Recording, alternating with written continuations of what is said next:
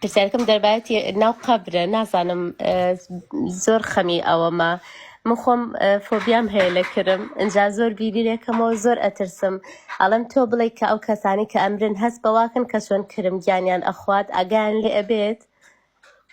لە ناو قەبرە.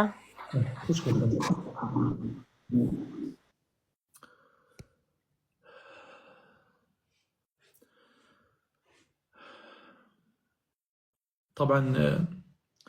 يعني پرسیاری شتێکت کرد ئینسان ناتوانێت بە کەیفی خۆی قسەی لێ بکات. يعني سامناکترین دیمەنی گۆڕ بەڕاستی شوێنی غوربەت غەریبیت زۆر بێکەسیت ئیمە نەعیمە ئیمە عەذابە یا ئەوەتا ناو گۆڕ خۆشیە یا ئەوەتا ناخۆشیە. عموما بۆ ئینسانی ئیماندار خۆشیە مستەریح يستريح من نصب الدنيا لنا راحتيكاني دنيا إسراحتكات. آخر شيء بيغمري خواه صلى الله عليه وسلم كب فاطمة كتشيوت فرمي ليس على أبيك كرب بعد اليوم كشكم مقري لدواي أمساتوا إتلا إمرو بدواوا نارحتي لسربا وكتهالا جيلت كواتا إنسان كمسلمان بو موحيد بو أهلي بهج بو لناو قورا نهز بكرمكي نهز بدو بشكاكي. طبعا تو لا شكت أرزيت ورده أو لا شيء أبي بخول هست بهيج ناكيد الروحكت آسودية لو كاتيه كواتا جياني برزخ جياني جسدينية جياني الروحية چون تو خويك بيني لخوكتا تو جسدد لمالي خوتا بلام روحيانت روشتو بو مكة ومدينة روشتو بو أمريكا روشتو بو شاري كتير روشتو بو بولاي برادر يكت جياني ناوغور جسد هستي بيناكت بلام أجر أهلي نعيم بي أهلي بهج بيت روحيانتكت بآسودي أمينيتو.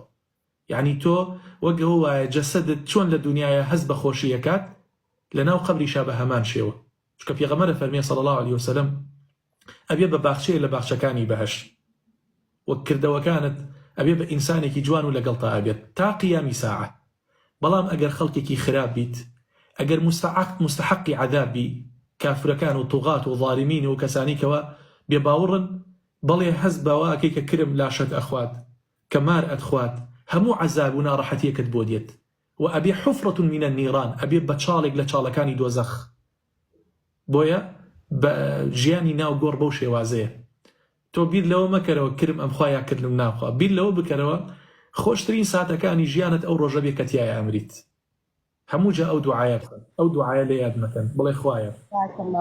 دڵم ئارام بۆیە خوا دڵت ئارام کات زۆر سپاس جەزاک الله خێر. هەمیشە ئەو دوعاە لە یاد مەکەن هەمیشە ئەو دوعا لە یاد مەکەن بڵێ خوایە اجعل خير أيامنا يوم مماتنا خۆشترین ڕۆژەکانمان ڕۆژی مردنمان بێت. ئەها ڕۆژی مردن بۆ کە سوکار زۆر ناڕەحەتە بۆ کە سوکار زۆر ناڕەحەتە بۆ عەزیزەکانت بۆ ڕەفیقەکانت بۆ خۆشەویستەکانت ڕۆژێکی زۆر تاریکە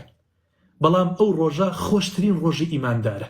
ئەڵڵا درگایە لە درگاکانی بەهەشت دەکرێتەوە سەیری شوێنی خۆت دەکەیت باشە ئیتر جارێکی تر مردن ناوینیتەوە جارێکی تر نەخۆشی ڕێگە و پێ ناگرێت جارێکی تر نازانی خەفەت مانای چییە بە هەمیشەی لەو بەهەشتەیە ئەمێنیتەوە. بۆیە خۆشترین ڕۆژ ئەو ڕۆژەیە کە ئیماندارتیایە ئەمرێت.